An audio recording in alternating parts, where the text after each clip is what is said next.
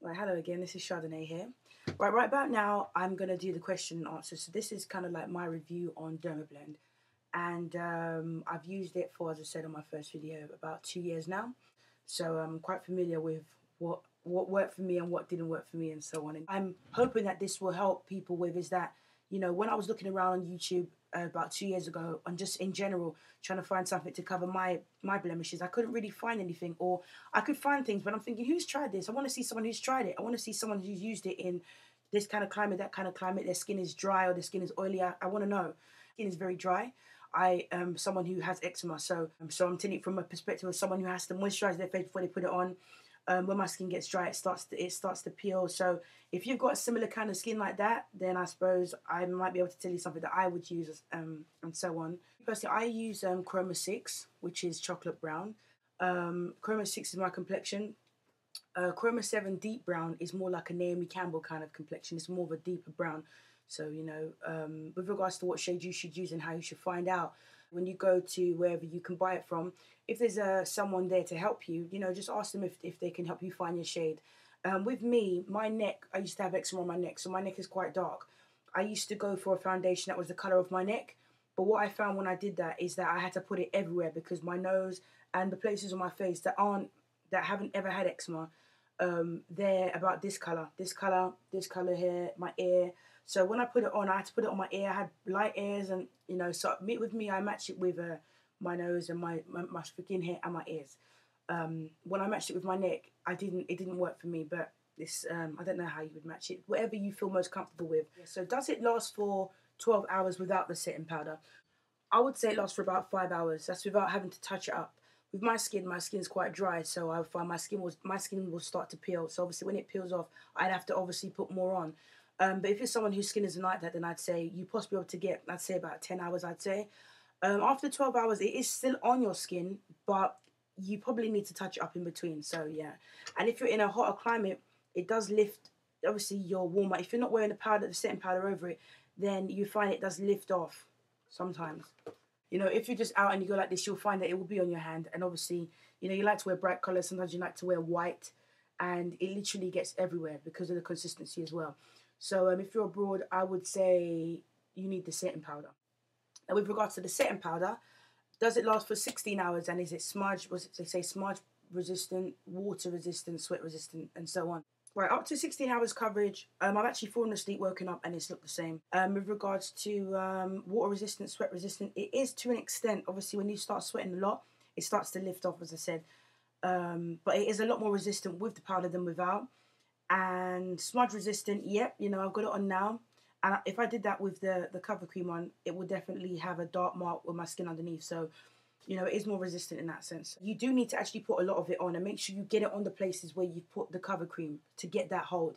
If you don't put it on generously, as much as on the video I did put a lot on, that is actually how much you need to put on, but just don't, try to be a bit more controlled.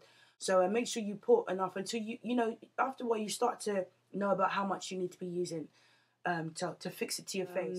With regards to what colour I used to use Original, which was the white one. But now I've seen on the Dermablend.com site that there are 3 shades, and that's obviously the Original, Cool Beige, and Warm Saffron. I managed to get hold of some Warm Saffron, and what I would say is that if you're of a darker complexion, then I'd say you should definitely go for this, because when I used to put on the Original one, in the UK, well, they tell us that that's the only one that we can get, but obviously you do a bit of research and you get to find out a bit more. So there you go, that's that. And it's a kind of like a terracotta brown colour, and then obviously cool beige is a kind of beigey pink kind of colour. Yeah, so when it was the white one, I can't find it now, but if I did, I would put it on to show you. You look like, well, I looked like Casper the Ghost. It made me look very, very grey.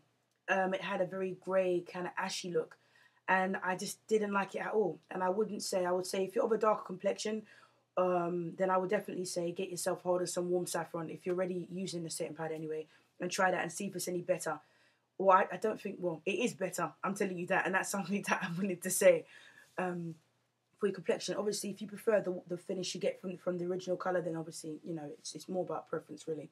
On the first thing, part 1 and 2, I done a test of when I put the cover cream on and then I hit an envelope on my face just to show you how much comes off. and then I did it again with the powder. I'm going to cut that into here so you get to see the difference. And that's just from because I've heard people say that it comes off everywhere and stuff like that.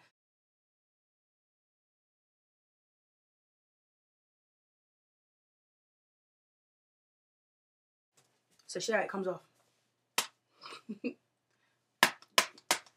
Alright, so this is how it comes off basically. Well, this is how it's coming off when I put it on. I used to put a lot more on. I just used to just go crazy with it, which was a little bit too much. It didn't need that much. So there you go. That's how much has come off on my face.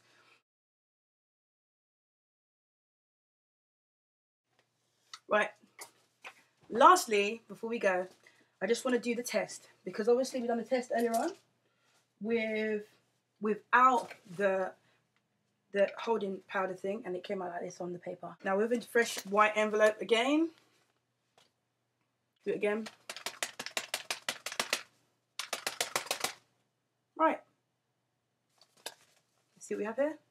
Can you see this? Now you heard me hitting my face with this. You definitely heard me hitting my face with that, and you can, as you can see, there's a massive difference there. So I'd say that, yeah, there we go. Without the powder, without the setting powder, and with the setting powder. Okay? And that's that. Can anyone use it? I'd say anyone can use it, but I wouldn't recommend everyone use it, simply because it's made for people who have quite intense discoloration, hyperpigmentation, vitiligo, rosacea, you know, situations where your skin has quite a large area of discoloration. You know, you can use it if that's not the case, but because of the consistency, I would say it would be easier to use something that's just on the market widely available, so MAC or, you know, so on. Tip I would say, and that would be when you're using it, if you have got it already or whatever it is, make sure you actually, once you put it on the back of your hand, that you actually do rub it in like they do say in the instructions and on their tutorial videos that they have there. Because if you don't get the right consistency, and you'll find when you put it on, it's not smooth. You don't get a smooth finish. It doesn't even go on properly. It kind of goes on kind of rigid. You know, you don't get that smooth kind of look that you want basically. So just make sure that when you're warming it up on your hand, you keep mixing it until you get this kind of stodgy kind of consistency, because that's what you really want. And I find that when you don't do that, it doesn't work. If your face is you have you know, some form of indentation, something like that. For me, from what I see anyway, it won't make your face appear like it's smooth. It will look like your face is what it is. It will look smoother, but don't expect it to fill your face out. It's not a kind of thickness where, you know, you have a scar that's deep in your face. You put it on and then your face is smooth. It's not a filler. You know, it's not that. It will smooth it out and make you look smoother if you obviously mixed it properly, but it's not going to make you seem like your skin is this ultra prime kind of smooth skin if it's definitely not. But it definitely, color-wise, it's got a lot of pigment in it, so you should get the kind of colouring that you want. And it should last, as I said, using the setting powder and so on. Yep, but I hope it's been helpful. Any other questions, just write it below or send me a message, and I'll do my best to answer it from my own perspective, my own experience of it. And that's only about the cover cream, which is this one. Oh, there we go, the cover cream, and not the one in the tube, because I've never tried that, so I don't know what that's like. Yep, so lastly, I use chocolate brown, which is chroma 6. With regards to the setting powder, I use warm saffron, and if you're of a darker complexion, people, I would say you definitely need to get hold of some of that, because it has a lot better finish for your colour than the original, which is a white tone. It doesn't look very natural. You get a matte finish with all of them, but you get a grey matte finish with the original, whereas you get a more brown matte finish with the warm saffron. And that's me. So my name is Chardonnay. I hope that's been helpful. And anything else, send me a message. Thank you very much.